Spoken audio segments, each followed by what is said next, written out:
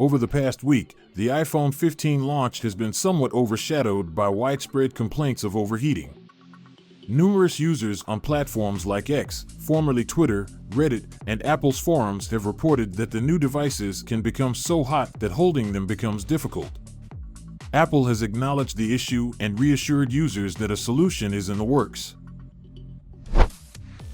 In a statement provided to the media, Apple expressed confidence that the problem is related to software rather than the A17 Pro chip or the titanium enclosure.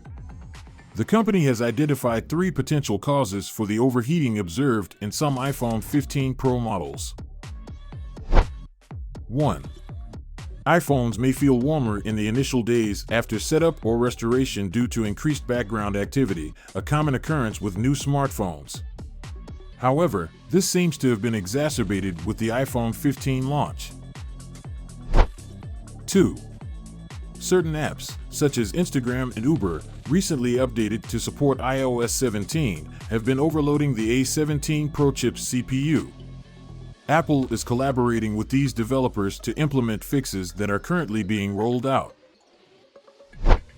3. A bug in iOS 17 is affecting some users and will be resolved in a future software update. Apple emphasizes that the overheating problems are not linked to the A17 Pro processor, the iPhone 15's titanium body, or its updated internal design. The company has also denied reports, like the one from Ming-Chi Kuo, suggesting that it might reduce the A17 Pro chip's performance to prevent overheating under heavy loads, stating that it will not be lowering the performance of the A17 Pro chip as part of the planned fixes. Before we go to the next part, please like the video and subscribe to our channel for more tech-related content like this. iPhone 15 overheating fix. Apple initiated testing for iOS 17.1 on Wednesday, but a solution might also be included in an iOS 17.0.3 update.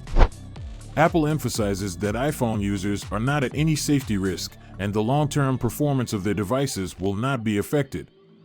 iOS incorporates a robust system to prevent overheating. If internal components become excessively hot, iOS will step in to regulate their temperature and protect them.